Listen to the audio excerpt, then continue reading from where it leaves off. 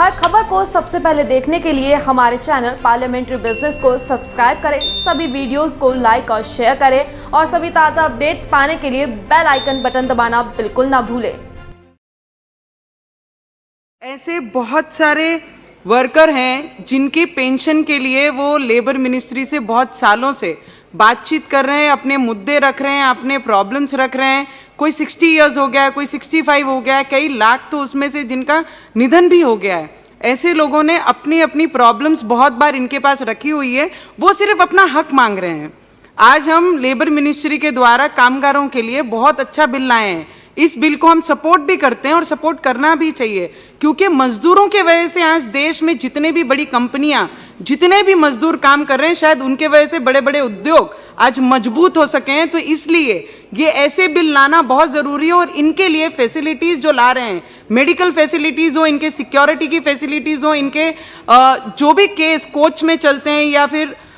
District level पे case चलते हैं, उसके लिए ये केस ऐसे बिल लाना बहुत ज़रूरी है। आज कृषि उत्पादन बाजार समिति के बाहर किसानों को जो फसल बोने का,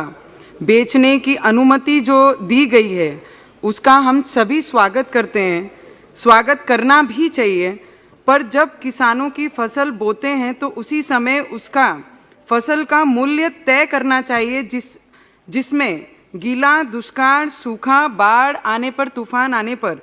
उनके किसानों को नुकसान होता है तथा उनको बीमे का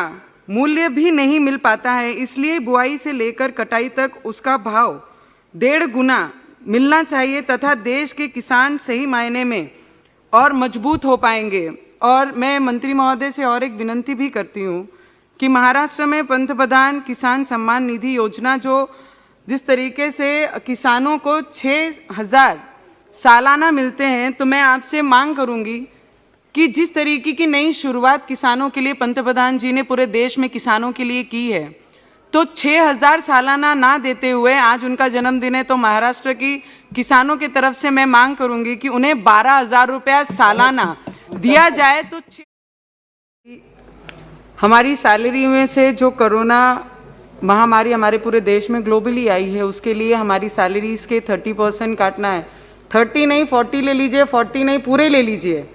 पर हम एमपीज पे अन्याय मत कीजिए, क्योंकि ये सदन में एक भी एमपी ऐसा नहीं है जिसने ये नहीं कहा है कि कोरोना महामारी के ऊपर हम ये बिल को समर्थन करते हैं, पर बीच में आने के बाद बोलते हैं एमपी लैंड फंड हमारे लिए बहुत ज़रूरी है और फिर हम इसका विरोध करते हैं। तो 100% मिनिस्ट्री ने इस पर ज़रूर बात करना चाहिए और फिर ये बिल वापस लाना चाहिए और इस पर बात करके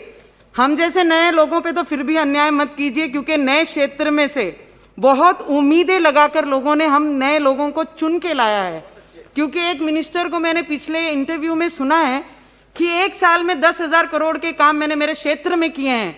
अरे हमें सिर्फ 5 करोड़ मांग की है, 5 करोड़ साल भर में मिलते हैं। वो तो हमारा अधिकार, हमारा हक मत लीजिए, हमारे से ज़्यादा हमारे क्षेत्र के लोगों का अधिकार है, तो वो अधिकार को ना मारते हुए, मुझे पता है कि कोरोना महामारी में सिर्फ 8,000 करोड़ से कुछ नहीं होना है। 800 एमपीओ के 8,000 करोड़ से ये महामारी को निपटी नहीं जा सकती है। इससे बहुत ज़्यादा बड़ा फंड हमें लगेगा।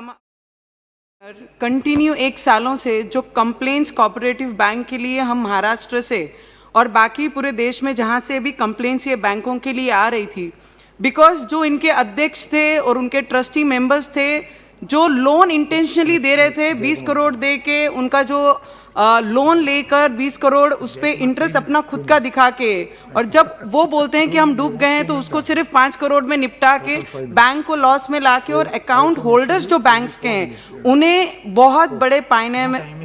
लेवल पे उनको डुबा दिया गया। और ये कंप्लेन हम पिछले 1 सालों से फाइनेंस मिनिस्टर के हाथ में हम ये कंप्लेंट देते आ रहे हैं। So I am very happy that PMC bank and Mumbai city cooperative bank, yes bank जैसे बैंकों ने जो नुकसान हमारे देश के अकाउंट होल्डर्स का, जो ये देश को मजबूत करने के लिए बाहर निकलते हैं, और कोऑपरेटिव बैंक का जो काम था कि फार्मर्स को सपोर्ट करना है, फार्मर्स के लिए, और जब से ये बैंक्स आई हैं तब से ये फार्मर्स को सपोर्ट करें। बट रिसेंटली कई from last many years the banks has been seen कि वो डिफॉल्टर्स को ज़्यादा सपोर्ट करके, बड़े लोगों को ज़्यादा सपोर्ट करके ये बैंकों को बढ़ावा देती है। और आज